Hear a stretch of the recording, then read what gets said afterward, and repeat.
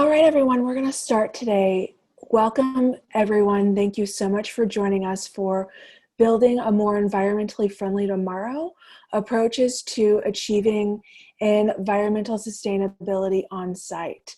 I am going to be the moderator today. I'm Nicole Smith. I'm the Communications Chair for the Environmental and Climate Network for AAM. Please connect with us. I have our Twitter account on the screen, I have our Facebook account on the screen, and our Instagram account on the screen. If you would like to engage with us while we're in this webinar, please use the hashtag AAMEC webinar. Again, that's AAMEC webinar. One more thing, so this whole presentation today is about two of our winners of this year's Sustainability Excellence Awards. It is focusing on the Spurlock Museum of World Cultures and the National Nordic Museum, who won Sustainability Excellence Awards on facilities and sites. On October 31st, the submissions will be open. There will be 3 categories that you can apply for. So exhibitions, facility, sites, and operations and programming.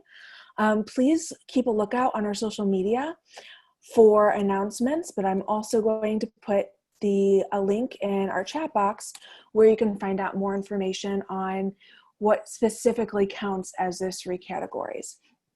And with all of the information I just shared with you, I'm going to hand it over to our first presenter, which is John from the Spurlock Museum of World Culture. Take it away, John. Okay, hopefully everyone can see my screen and can hear me. A sec.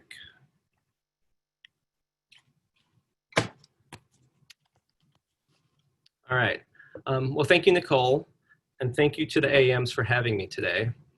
And thank you to everyone who's joining us. My name is John Holton, and I'm the Assistant Collections Manager at the Spurlock Museum of World Cultures. We're located on the campus of the University of Illinois at Urbana-Champaign. Today, I'm excited to talk to you about our energy savings program. I first want to quickly introduce you to the Spurlock Museum. Our current facility, seen here, was built between 1998 and 2000 and is 50,000 square feet in size. Staff moved into the facility in 2000, and we opened to the public in 2002. The Spurlock has 5 main galleries focused on different geographical areas of the world, as well as 2 rotating exhibit spaces. Our collections consist of 52,000 objects from around the globe, representing 168 different countries. Our annual attendance is around 30,000 people, and we host tours and programs geared towards K-12 students, university classes, and the general public. Now, before I talk to you about our energy savings project, I first want to explain that all of this started off by chance. We were not given a mandate by the university to cut costs, nor were we formulating a master plan to go green. All of this actually began when we met a team of university engineers who showed up at the museum one day to inspect our mechanical rooms. Our collection staff have always been eager to learn more about our building systems, so we followed them around and started asking all the questions we could.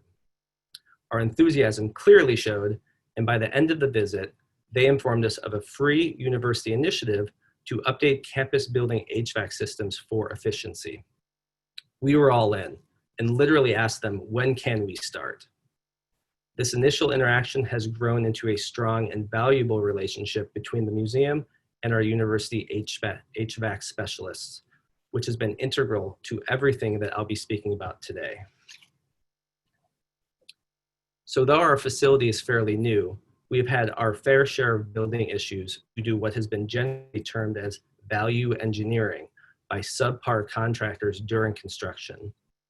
Since the first day in the building, museum staff have observed various building repairs and became increasingly aware of the facility's high energy usage and wasteful utility mechanicals. We recognize the benefits of making our museum more environmentally sustainable for the planet, for our artifacts, for our staff, and for the University of Illinois as a whole. So the Spurlock's Energy Savings Project has spanned 10 years and consists of 3 major initiatives: the retro-commissioning building evaluation, the installation of LED lights throughout the building, and the recommissioning building evaluation. As the Spurlock did not have designated funds to support any of these initiatives, we had to get creative when finding funding sources. By identifying and petitioning for free facility maintenance services through the university, over 8 months of service repairs and upgrades were completed at no cost to the Spurlock. In fact, the Spurlock only contributed $23,000 of museum funds through this whole 10-year process. So our first initiative was the retro-commissioning building evaluation, which occurred in 2011. Through this free service provided by the university, a crew of 4 HVAC specialists moved into our mechanical rooms, seen here, for 4 months to evaluate the museum's utilities for function, energy conservation, and money savings.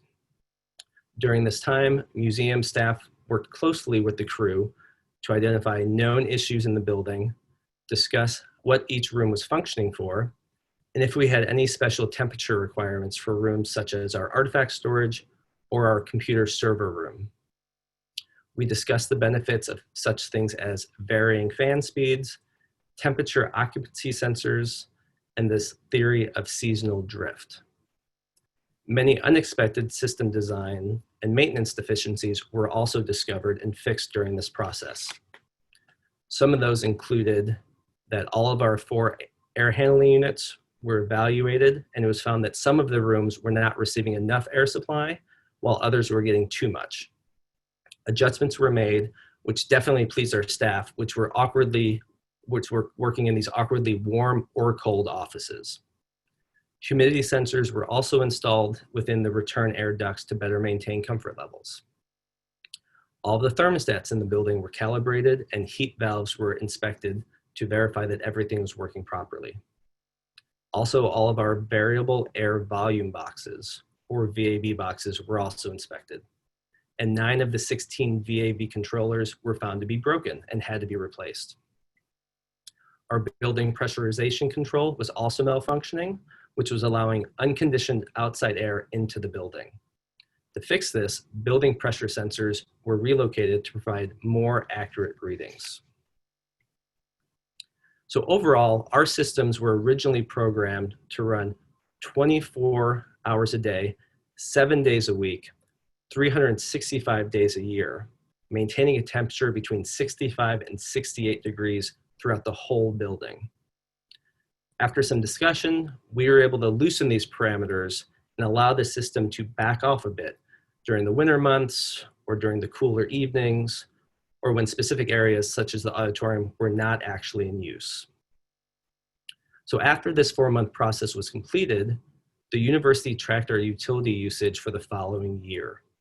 We were thrilled when they came back to us and told us that we had cut our energy usage by nearly half and saved over $150,000 in that first year alone.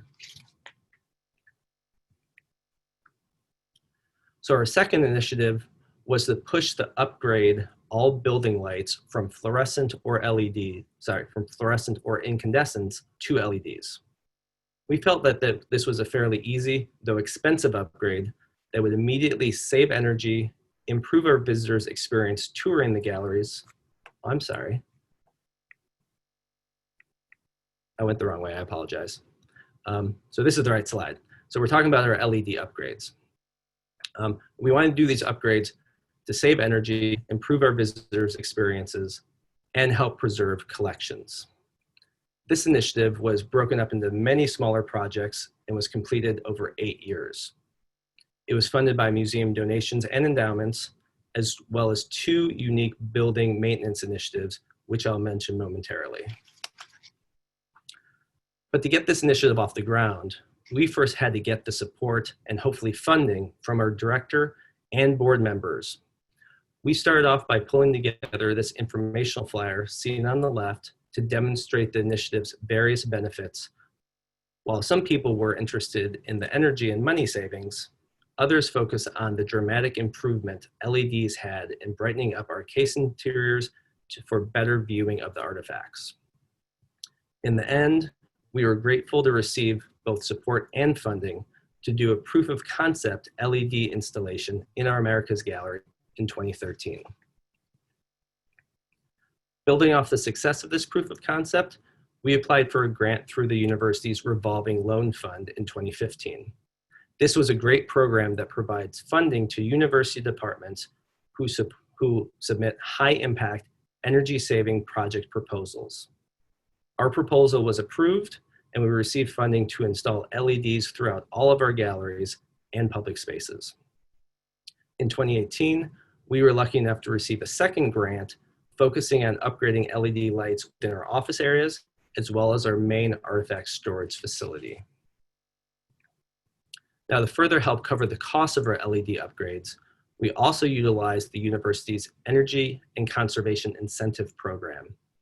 This program awards financial incentives to department buildings that make upgrades that significantly reduce energy usage. We received financial awards in 2013 and 2014, both as a direct result of the energy savings from our original retro commissioning initiative back in 2011. We reinvested these funds into the building and purchased more LEDs, as well as other energy improvements such as light motion sensors and dimming switches.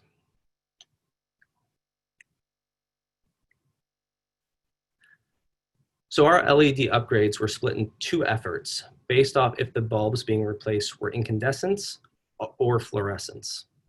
So replacing the incandescent bulbs were fairly simple. You unscrew the incandescent bulb and you screw in the LED one.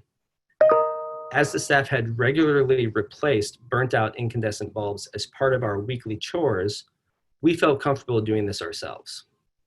By having full-time and student employees install LEDs throughout the galleries and office areas, we saved money by not hiring university electricians. Now, replacing our fluorescent bulbs was a much more complicated process, so we did rely on the university electricians to help us complete this. With their help, we were able to identify the most cost-effective ways to convert our existing fixtures in our office areas to house LED bulbs. Instead of replacing the whole fixture, the electricians removed the fixture's interior components, or guts as we called them, and installed a retrofit kit that would allow the conversion to LED bulbs. This saved us both time and money. So unfortunately, the use of retrofit kits was not feasible when upgrading the lights in our artifact storage. The electricians instead fully removed the existing fluorescent fixtures and installed new LED ones. At this time, we also took the opportunity to relocate some fixtures and added additional ones into select areas of storage to improve lighting for staff. So we were in close communication with the electricians throughout this whole process. Together, we toured each room to discuss the various upgrade options available. And depending on the room function, the electricians also suggested adjusting light locations and adding dimmer switches. In our auditorium, they even suggested limiting the number of lights being installed because of their increased brightness. This suggestion saved us even more time and more money. And I believe the electricians did this, gave us this suggestion because they saw how invested we were in the project. They were working with us, not for us, to make sure that the installation was a success. So looking at this color-coded map of the museum, you will see that we were able to upgrade nearly every room in the museum and replace nearly 1,400 bulbs. By utilizing the university's funding opportunities, the museum only paid $23,000, or roughly 16% of the $147,000 total cost for this initiative. So our third initiative was the recommissioning building evaluation, which just wrapped up this February. This free university service is the follow-up step to the previously discussed retro commissioning process. A crew of 4 HVAC specialists moved back into our mechanical rooms for another 4 months to evaluate how the systems were maintaining efficiency since the original upgrades completed nearly 10 years earlier. Similar to the first evaluation, we started off by discussing any known issues in the building, and then we're in constant communication with the crew about any specific needs, concerns, or questions that we had. Every morning, we would meet with the crew to discuss what they were working on, where they were working within the building, and how we could best prepare for their next step. During this process, the crew adjusted systems as needed and installed new equipment to further improve our efficiency. Some improvements included adding controls and sensors to the air handling units to reduce the amount of outside air being brought into the building that needed to be conditioned.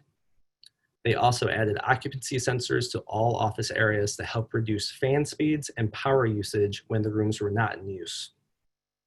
Finally, the auditorium and AV control booth air handling units were both placed on manual occupancy switches, allowing staff to activate the systems only when the space was actually in use.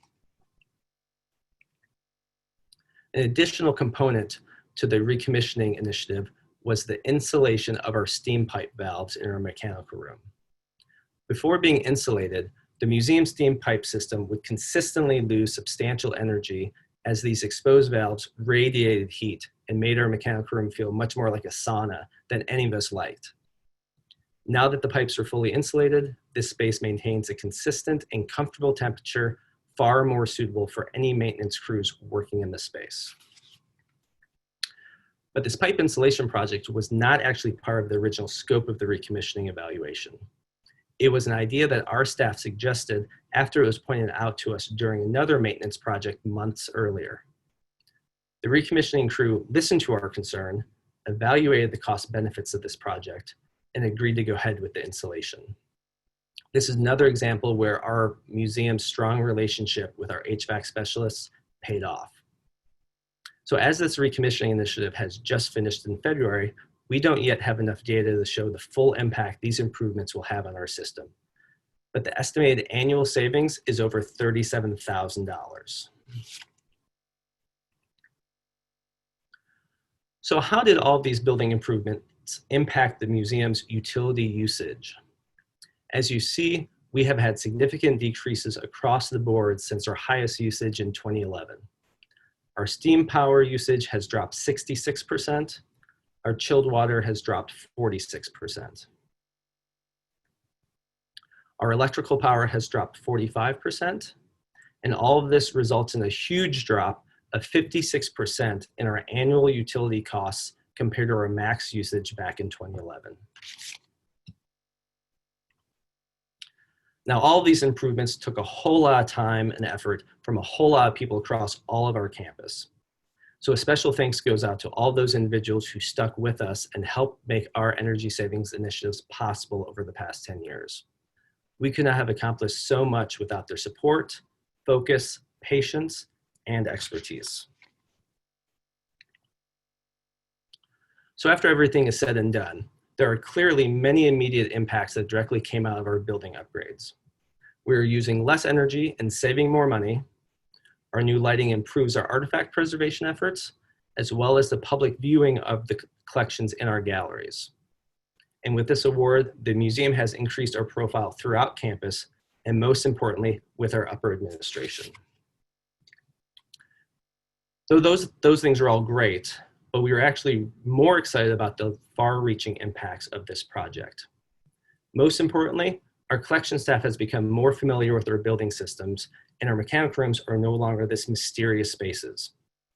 Instead, we can now have educated discussions with our maintenance crews on system decisions that could impact our preservation efforts. We can better understand what the impacts are when something like an air handling unit goes down and how to best respond. Also, all of the museum staff have become more aware of the positive impacts of a well-running system. They committed to this project early and have given us museum-wide support the whole way through. So we are always grateful to that. Now, I cannot overstate the importance of our good relationships with our HVAC specialists throughout this whole journey. We were in consistent communication and discussed every step of the process in detail. This helped both sides better understand each other's concerns, priorities, and most importantly, the potential impacts system upgrades could have on the museum operations. We consistently showed our appreciation for what they do, and in return, they went above and beyond to help our museum systems run safely and sustainably.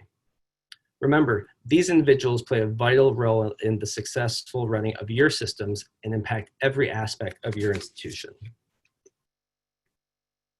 Now, something you haven't heard me discuss this afternoon is the museum's humidification system. That's because we actually don't have one, and unfortunately our artifact collections are suffering because of it. We are hoping that the past 10 years of work and this award strengthen our position and ability to petition for a humidification system to be installed in our facility. Getting humidification would really be the most significant and longest lasting impact from all of these efforts that we've been discussing. Now, one last thing I would like to do is to reiterate that the museum staff had no idea what we were getting into when we started this project. We learned little by little with the help of our HVAC specialists and piecemealed the project together when we could. For those museums who are wondering where or how to start, I suggest starting small, change out a few light bulbs, or adjust your thermostat a couple degrees and see what happens. Go into your mechanical rooms and see what you find. Talk to your maintenance crews and ask some questions. We may never be HVAC experts, but we can all learn more about our systems, find out how they work, and find ways, both big and small, to cut costs and save energy. Thank you very much for your time. Great, John. Thank you so much for that presentation.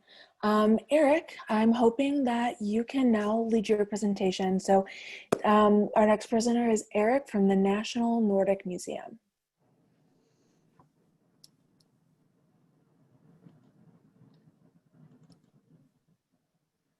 Yeah, hi. Thanks so much.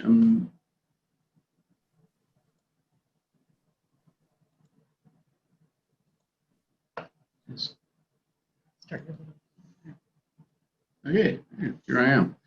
Thank you so much, Nicole, John. Excellent presentation. Thank you for having me.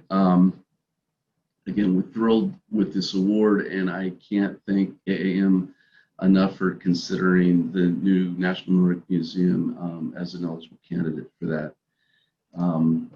The museum actually started out as the Nordic Heritage Museum here in Seattle. It was established in 1979 and was housed from that time until just 2 years ago in a 1907 surplus elementary school. We opened up with a mission to share Nordic culture with a wide audience through exhibitions, collections, and programs, and also serve as a community gathering place. The museum's always had this kind of double mission of both serving as a museum and a community center, which has been interesting coming from a museum background just to see that interplay. Fundraising for a new museum started in 2003. And conceptual design was completed in 2008. And as I mentioned, we opened to the public in May of 2018, which was a fantastic, actually, boost to the museum. The museum had been hosting around 40 to 50,000 visitors a year. Our first year of operation, that jumped up to 120,000 visitors. And again, 70,000 objects and about 57,000 square feet, just kind of basic numbers. The museum is located in the neighborhood of Ballard, which is in northwestern Seattle, kind of the northwestern tip. Some folks refer to us as the Scandinavian or Nordic ghetto of Seattle, but it's historically been the place where Scandinavians have settled, right on the water. The waterfront is heavily used by maritime industry, and also along this is Salmon Bay, which enters into Lake Union and Lake Washington, heading out to Puget Sound, but it's also heavily used, or historically heavily used, by shingle mills and lumberyards. So occupations that were very common to Scandinavian and Nordic immigrants, and they kind of found a home here. The museum, again, was a natural outgrowth of a number of community gatherings that started actually as early as the 1880s and 1890s and manifested a great deal of interest by the 1960s and again established itself in the 70s. Ballard has gone through some interesting changes recently. It's been kind of gentrified since for the last 10 years. There's been a heavy emphasis on residential growth in this neighborhood, and it's really dramatically changed the demographics. So we're kind of wedged between a historic neighborhood and kind of this up and coming burgeoning hip area full of nightclubs and other restaurants and spots. So it makes for an interesting spot for our new museum. The basic design of the new museum accounts for the first floor being primarily a community gathering space, at least the western section of it, with a large hall for gathering, a open plaza that can be tented.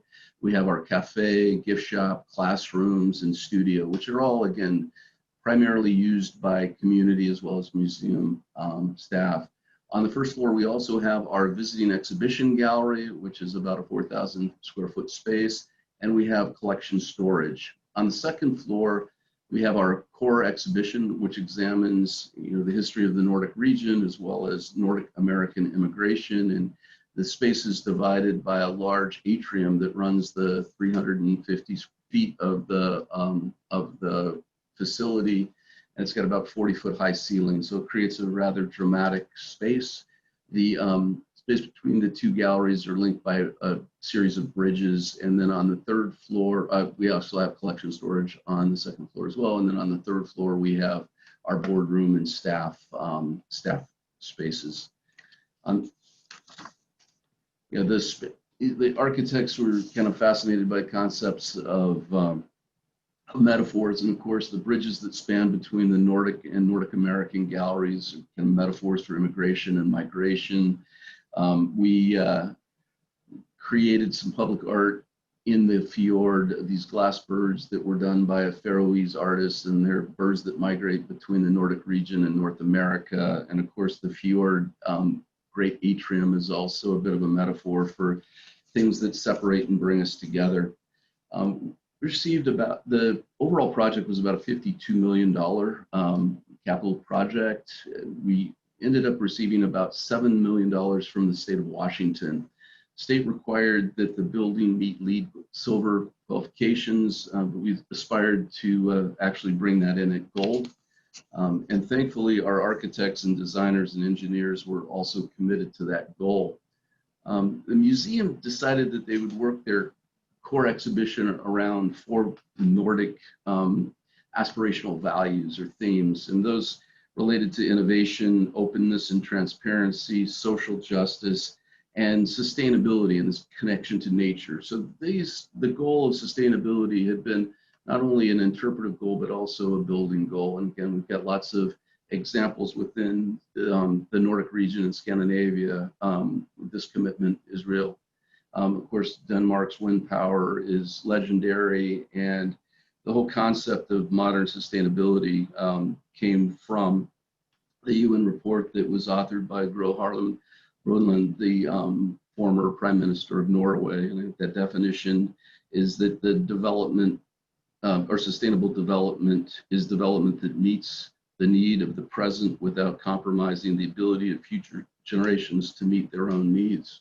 And again, that's kind of something that the museum here celebrates and focuses itself on.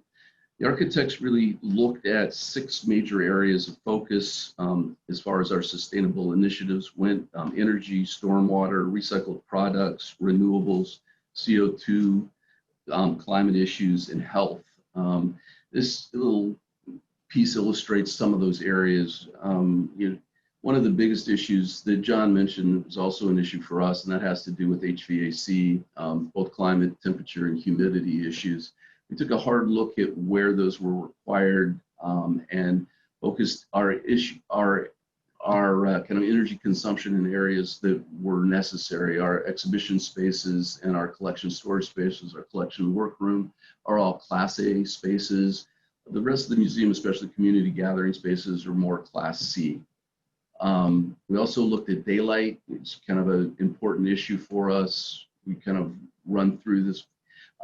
Energy around HVAC2, we have a air-to-air high efficiency heat pump system that I think 90% of the air coming into the museum is fresh air from the exterior, which really significantly reduces our energy use. Stormwater has been another issue that we've really looked at carefully.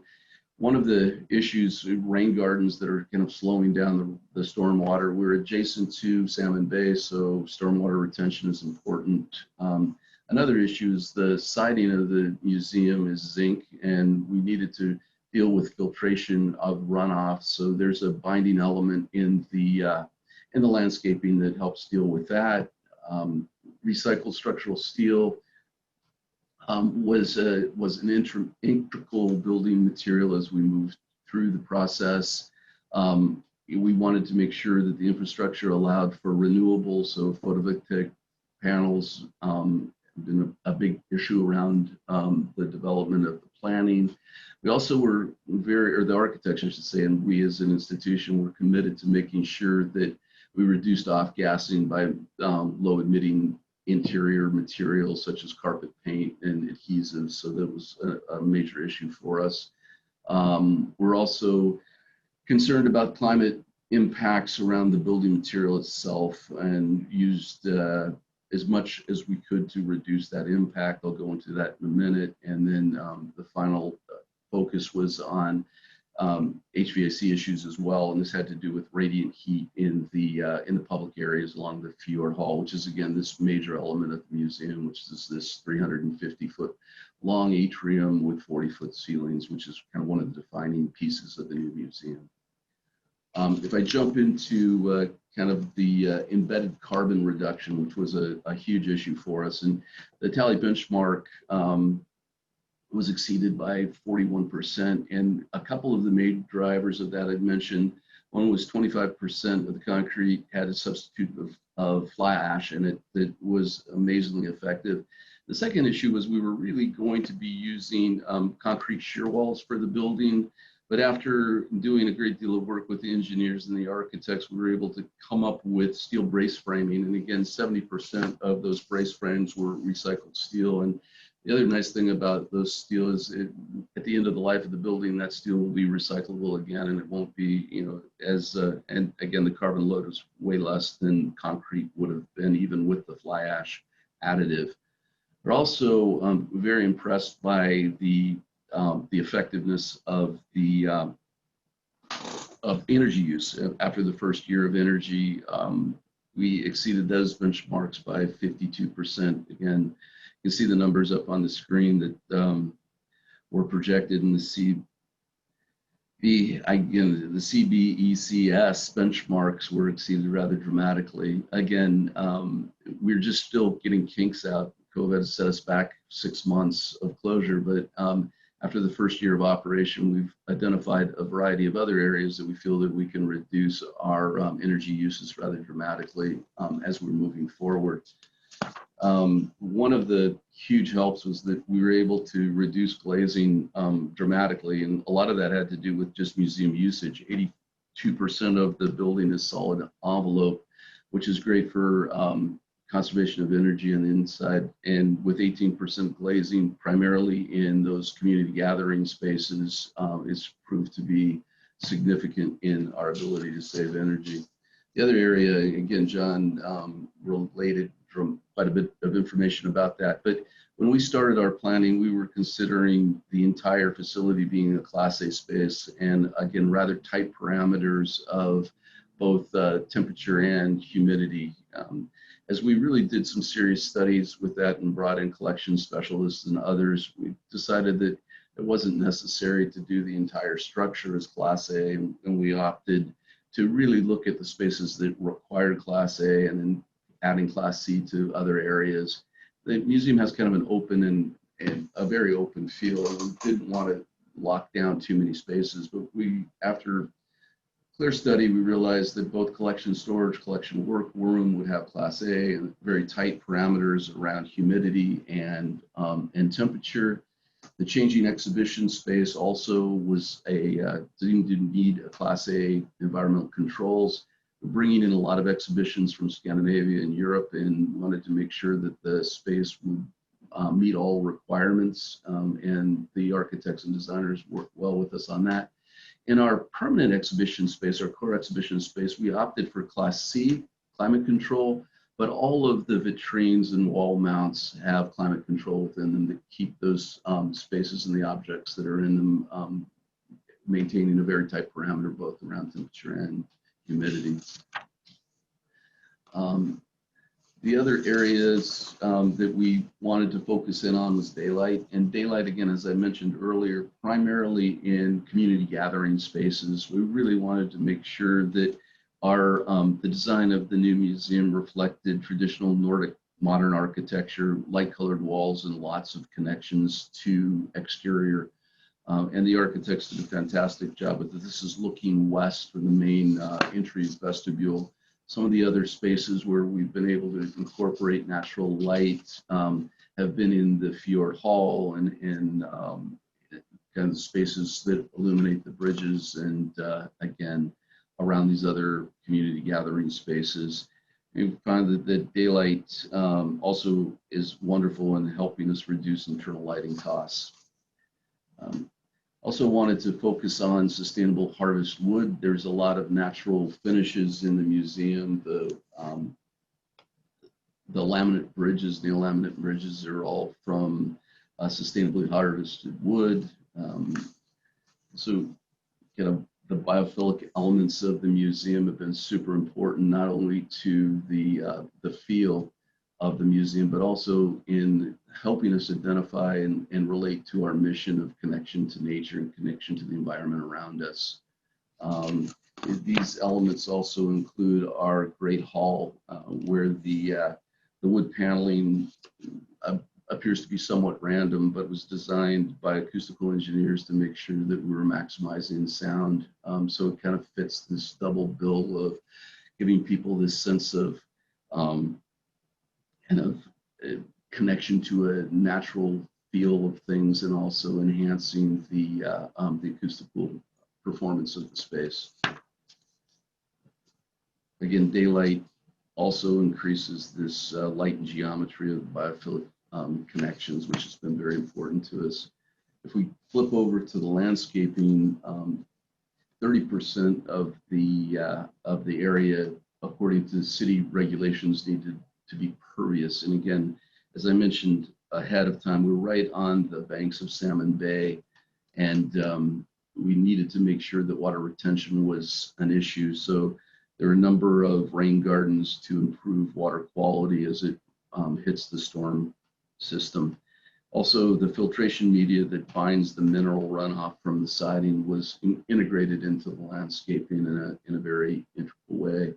The landscaping narrative was also kind of part of the museum's greater narrative around interpreting Nordic culture and heritage. At this point, we wanted to kind of tell the story of the landscape going from deep forest to light meadow, and the landscape architects did a brilliant job of putting that together. There's a quick shot of one of the meadow scenes, but again, these work as also water retention areas and filtration areas, which is kind of great to have that double-edged piece. Yeah, if we the last shot, I think, is actually looking at the team. And again, the museum was a great driver in the sustainable initiatives, but I can't say enough about our lead architects. Mithun here, located in Seattle. They also have offices in San Francisco. But one of the things that was very appealing to the museum when we got around to selecting architects was their commitment to green architecture and sustainable design. The numerous trips to Scandinavia studying kind of best practices there, so we were able to bring that back and actually not only incorporate a wonderful design aesthetic, but also many of the products that were used in the new museum were from the Nordic region, including everything from door locks to furniture to lighting to our water pumps. Also, KLM structural engineers, PAE, our consulting engineers. And again, I can't say enough about our collaboration with Ralph Applebaum and Associates that were the designers of the core exhibition.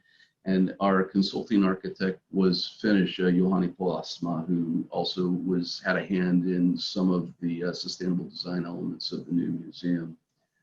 Anyway, next time in Seattle, please swing by the museum and look us up for a visit. We'd love to give you a tour around. And again, thanks so much to AAM for the award, and also, again, our key design partners, Mithun, for doing such a wonderful job designing this museum. And I think I can stop sharing now. There you go. Back to you, Nicole. Great. Thank you so much, John and Eric. We really appreciate your expertise. So now will be our question and answer portion. So we already have a few questions that have come in. So the first question for you, John, is, thanks for your presentation. How do you evaluate the cost/benefits of a sustainable system project? Did you use or create a template? Do you have any advice on how to analyze its importance or analyze improvements? So sorry. Sure. So we've relied on our university engineers to really kind of gauge what was worthwhile or not worthwhile to do. But I mean, the key thing is for you to be able to evaluate your systems, look at what your costs are, look at your bills monthly, know where money's going and what things are cost to run, and then evaluate, bring in the engineers and say, I'm spending X amount a month on this. How much will it take for me to upgrade to model A or B that will then cut these costs, and then hopefully over the years to come, I will start having that benefit coming back to me, would be my main suggestion to start with. But depending on the size of your institution, I would rely on the pros to help you break down that data and give those suggestions. You just got to start talking to people and start asking the right questions. Great. Okay, thank you so much, John. Eric, I have a question for you. Via opening a new museum, what was the hardest part about opening a new museum in relationship with trying to get LEED certification? That's a great question. I think when we were planning our grand opening celebrations, we were out about 1.5 years, 2 years, because again, there were some practical reasons for that. We wanted to invite nobility from Europe, and we wanted the ambassadors to be there, and there were a number of other high-profile VIPs that needed a couple of years notification. So we sat down and spent a great deal of time with both the architects and the project construction manager trying to figure out exactly what would make sense as far as timing. I was given February as a safe date to be open. So I added 4 months to that. So I kind of picked the date in May that we would be ready to open. And again, by the time May rolled around, we were still scrambling with a number of last minute issues. By February, we didn't even have our occupancy. So March, April, May, really scrambles to get things done. So as we were rushing to prepare for a public opening that had been announced months in advance, and we had the President of Iceland and the Crown Princess of Denmark on their way, and we had security from everywhere, we were kind of in a position where we couldn't slow down and make sure that we were crossing all of the T's as nicely as we wanted to. So I think that the one lesson I learned from that is make sure that you give yourself enough time to make sure all of the elements are included. We did also have an issue, and another tricky bit was when it came to value engineering. The original budget for the project had been $45 million. Our low cost estimate came in at about 50. So we were in the process of trying to scale back the project to closer to that $45 million number. And there were a number of value engineering options that we took a look at that were far more cosmetic and less impactful to the overall design and functionality of the museum. And that was a cumbersome process. So again, I think part of it had to do with how we needed to to really adjust the project to fit within budget, and the other one was just giving ourselves enough time to execute. So again, give yourself plenty of time and make sure there's half again as much money as you think you're going to need in your budget, so you don't have to cut things out and it'll go quicker. But those were the two issues, timing and DE. Okay, thank you, Eric. I appreciate that. Now we have another question for you, John. You shared that flyer you made for lighting between traditional museum lighting and LED lighting. Why did you make that? And can you tell us how that did help? It sounds like you get buy-in for that project. Sure. Well, we made that similar to the first question, just to kind of crunch the numbers at the most simplistic level that we could to kind of justify why we would want to do this to begin with, and make sure that it was worthwhile on our end to make sure that we were making those improvements for the best means possible. Then for that flyer, we were able to show that to our director, to our board members, to other people that may have influence and or funding that would be interested in helping support this, and kind of show them why we want to do this and the impacts it would have. And again, many people had interest and showed an interest in wanting this to go forward. And I know we received funding from one person in particular to help support this initiative and get that the test run in our Americas Gallery done in 2013. So really it's just to, again, crunch the numbers and show a justification of why you want to move forward, and hopefully get people's excitement and interest and financial support to go ahead with that. Okay, thanks. Now a question for you, Eric. It sounds like your museum did a lot of traveling, especially before you opened, to get ideas, and also then have so many people come to your museum for the opening. A lot of us, especially when it's conference season, do a lot of travel. Does your museum do anything special to offset maybe the not so amazing sustainability efforts of traveling so much and trying to be a sustainable institution? That's another brilliant question. And again, I have to say that is on one of the issues within our strategic plan to both reduce travel and look at ways of trying to offset some of that carbon load from it. I mean, our good friend Greta, the kind of environmental social justice warrior from Sweden, has taught us all that we really need to be mindful of carbon use, especially when it comes to transportation. So again, we're working towards that, but at this point, I have to say we've not yet come up with a strategy to offset that that travel, except for the fact that much of that has been reduced over the last year and a half or so, and we'll continue to use wonderful technologies such as Zoom and Skype and Teams and others to create actually more opportunities for us to connect with our colleagues in the Nordic region, which has been fantastic. And COVID has, initially slowed us down, but now that we're actually able to embrace some of this innovation and technology, we find it's a great direction for us to take to both create efficiencies in communications and reduce that kind of carbon load that comes with that kind of transportation. Thank you for that answer. I have one question typed, and I'm going to ask that, but that's going to be your second to last question. So if anyone else has a question, put in the Q&A right now, and your question will be the last question. So this, hopefully second to last question, is for the both of you. These are both huge projects that you talked about, and again, thank you so much for doing so. But what sustainability efforts, either new facilities programs and or even something as simple as programming for your visitors if and when you have visitors again, or you may already have visitors, what is the next either big or small sustainability effort that your institutions are doing?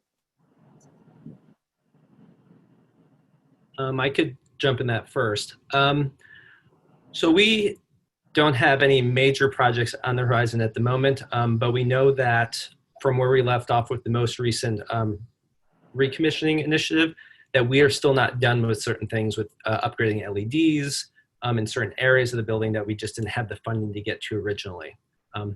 Again, if we are able to get that humidification system, that will be a big impact for us, and that will kind of have to have us rethink the whole system again, because that will be more expensive and less efficient. So we'd have to then pare down other things and kind of find out that new balance in that way. But our hope is that we are able to do a museum expansion in the near future, at which point we will then be able to some scale, look into an architectural plan and be energy efficient building similar to what Eric had discussed in the past. Thank you. I was going to say, from our side here in Seattle, we're looking at a couple of initiatives. We just actually had a meeting this morning via I think Skype or Teams rather, with Airthings, which is a company out of Oslo, Norway, who specializes in monitoring HVAC systems and really being able to ratchet down the usage of energy and making sure that there's kind of maximum efficiency. So we're talking about a variety of monitors throughout the museum that can help us really improve the efficiency of our HVAC system. The other thing that we're looking at is how and when we keep our exhibitions and other spaces activated. The new museum has a few interactives and some projections that go on before we open and stay on till after we open. So we're really working on tightening some of those up just to reduce pure energy usage. It's probably the two initiatives that we're looking at for the immediate short term. Thank you, Eric. We have one more question, and I believe it goes to you, John. Hello, questions about the recommissioning initiative. Does this include outdated fire suppression systems such as Halon 1301? And if it does, can you talk about that? So I'm not familiar if it actually covers the fire suppression, outdated fire suppression. I would assume that as it's part of our university program, anything that would be outdated and or out of code would have to be updated via some way, whether it's not recommissioning or another university funding source. But I'd have to go back to the program coordinator on that to get that kind of answer, which I'm happy to do. If you drop me an email, I could try to figure that out for you. Being said, that was our last question. Again, thank you so much to Eric and John for being our panels today and sharing such great information with us. I'm going to stay here for a few minutes so everyone can definitely get their contact information, but everyone else is welcome to leave, and thank you so much for joining us today.